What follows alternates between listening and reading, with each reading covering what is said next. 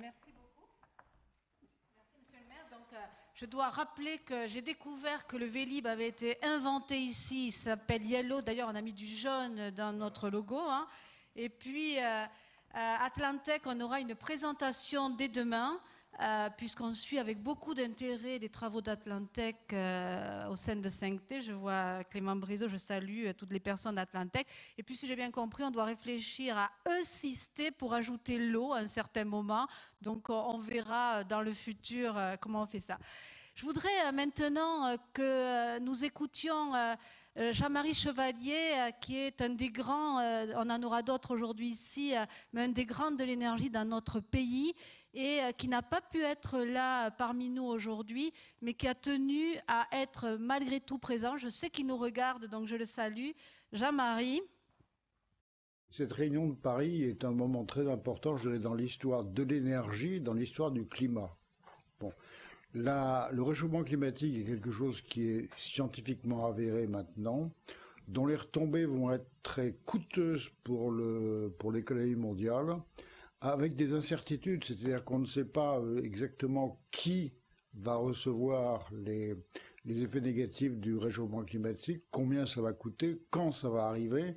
Donc c'est un moment où il faudrait qu'on prenne des mesures extrêmement dures. Mais malheureusement, il n'y a pas un consensus là-dessus. On a d'un côté les pays pauvres qui seront peut-être parmi les premières victimes du réchauffement climatique, mais qui disent, attendez, qui est responsable de la situation actuelle? C'est vous les riches. Donc c'est vous les riches qui devez à la fois payer, faire les efforts majeurs et nous aider à nous développer de façon plus respectable de l'environnement.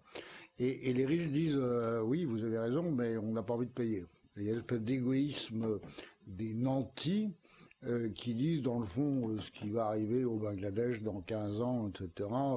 On n'a pas tellement envie de payer maintenant pour l'éviter. Donc j'ai plutôt une vision relativement pessimiste. La COP 21 va être un succès politique parce que un très grand nombre de pays vont s'en engager en disant oui, nous allons réduire nos émissions dans les années qui viennent. Je ne pense pas qu'il y ait des engagements quantitatifs sur les quantités et des dates, mais les déclarations d'intention, et tout ça ne suffit pas pour limiter l'action actuelle du réchauffement climatique qui devient de plus en plus angoissante. Il y a une espèce d'accord unanime du côté des économistes pour dire qu'il faut un prix du carbone. Alors un prix du carbone, ça peut être sous forme de taxes, ça peut être sous forme de quotas, de permis d'émission, comme on a essayé de le faire en Europe, mais avec un succès limité pour l'instant. Je ne suis pas sûr qu'on puisse, je suis même très dubitatif sur l'idée qu'on puisse trouver un accord mondial sur un prix du carbone. Il faudrait un prix du carbone assez élevé qui rétablirait un espèce d'équilibre entre les énergies propres qui n'émettent pas de gaz à effet de serre et les énergies sales qui émettent des émissions de gaz à effet de serre, et qui permettrait par conséquent de favoriser les investissements dans les énergies propres et de décourager les investissements dans les énergies sales. Mais on n'arrivera pas à trouver un consensus mondial là-dessus. Donc, s'il n'y a pas cette mesure contraignante, on risque de continuer à se développer avec notre même structure de consommation énergétique. Je rappelle quand même qu'à l'heure actuelle, au niveau mondial, 80% de l'énergie que nous consommons tous les jours vient directement des trois grandes énergies polluantes et non renouvelables, qui sont le pétrole, le charbon et le gaz naturel. Et donc, tant qu'il n'y aura pas de taxe carbone forte pour éviter, pour corriger cette structure, on n'aura pas de lutte efficace contre le réchauffement climatique. C'est-à-dire que on va vers une tendance que les experts aimeraient limiter à un réchauffement de 2 degrés centigrades, mais on est à l'heure actuelle sur une pente qui nous emmène à 4-5 degrés de réchauffement d'ici 2050. Et donc ça paraît très difficilement supportable pour l'humanité. Alors les riches arriveront mieux à se protéger que les pauvres, et les pauvres seront plus démunis que jamais face à des événements climatiques extrêmes qui risquent de coûter très très cher. On a donc un phénomène de réchauffement climatique la température augmente à la surface de la planète d'une façon assez continue et régulière. Alors, les pays en développement, donc, nous rendent un peu responsables de la situation dans laquelle on est maintenant. Mais chacun de ces pays a une sensibilité différente et je dirais une fragilité différente vis-à-vis du réchauffement climatique. Prenez un pays comme le Bangladesh, qui est un des pays les plus pauvres du monde, 150 millions d'habitants, une frontière avec l'Inde qui aujourd'hui est matérialisée par une barrière métallique. Parce que les Indiens n'ont pas envie que les habitants du Bangladesh filent en Inde en raison, effectivement, d'un événement climatique extrême. Et le Bangladesh est menacé à deux niveaux. Il est menacé par le nord, où le massif de l'Himalaya donne sa source à plein de fleuves asiatiques, dont notamment le Brahmapoutre et le Gange qui passent au Bangladesh.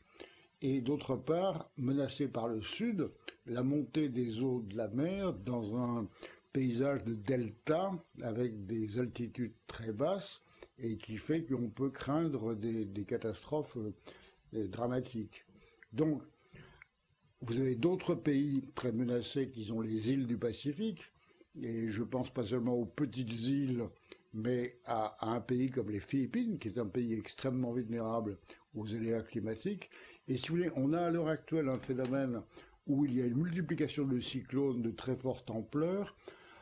On ne peut pas dire que ces cyclones sont liés au réchauffement climatique, mais on a quand même une espèce d'intuition. Et la multiplication des cyclones de grande ampleur fait qu'on cherche à se protéger. Alors, des pays, je prends le cas des États-Unis. Les États-Unis, il y a eu le cyclone Sandy au moment de la deuxième élection de Barack Obama, qui a quand même fait beaucoup de dégâts à New York.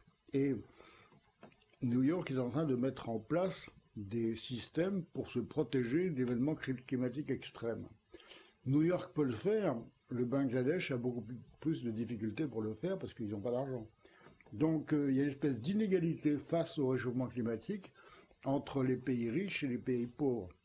La Hollande, par exemple, qui est un pays dans lequel il y a beaucoup de terrains qui sont au-dessous du niveau de la mer, se protège en investissement plus d'$1 milliard chaque année pour élever les digues qui la protègent de la mer. Et là encore, le Bangladesh ne peut pas se livrer à une telle opération.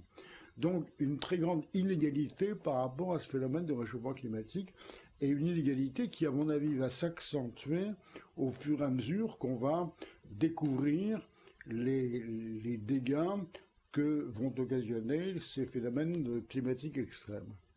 Donc, une situation assez dramatique dans laquelle l'un des éléments clés, c'est la prise de conscience du phénomène du réchauffement climatique. Pour l'instant, oui, c'est vrai, mais les gens prennent conscience, mais ils n'ont pas envie de payer. Et il va arriver un moment où les effets seront tellement dramatiques que les citoyens du monde feront davantage pression sur leur gouvernement pour que ceux-ci agissent d'une façon plus volontariste, plus forte, plus ferme vis-à-vis de ce phénomène. Et ça veut dire, faire de l'efficacité énergétique pour ne pas gaspiller l'énergie de façon insensée comme on le fait aujourd'hui. 2, développer les énergies renouvelables et non polluantes.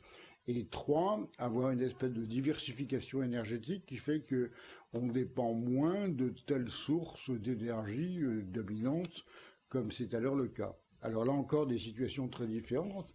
Nous, en France, on dépend beaucoup du nucléaire. Au Brésil, on dépend beaucoup de l'hydraulique et de la biomasse, ce qui est très différent comme paysage. La Norvège est un pays pour lequel 90% de son électricité vient de l'hydraulique, c'est-à-dire des barrages. Donc vous voyez qu'on a des situations très différentes. Et la Chine, évidemment, est un pays dans lequel 70% de sa consommation d'énergie vient du charbon. Et malheureusement, ça ne va pas changer du jour au lendemain. De façon amusante, la Chine est en train de construire des centrales nucléaires. Ils vont en construire entre 20 et 30 d'ici 2050. La part du nucléaire dans le bilan énergétique chinois va passer de 1,5 à 3 ou 3,5%. Donc c'est pas ça qui va bouleverser le paysage énergétique chinois. Et à l'heure actuelle, la Chine vit Alors, l'espèce de réchauffement climatique interne, c'est-à-dire ce sont les poussières de charbon qui mettent en péril la santé de millions de Chinois, et ceci s'aggrave d'année en année. Pour conclure, je dirais que on a une situation qui est extrêmement préoccupante, qui est grave, qui est gravissime, et qui s'aggrave d'année en année. On est conscient qu'il y a effectivement un phénomène de réchauffement climatique, mais on n'est pas prêt encore à agir d'une façon efficace et forte.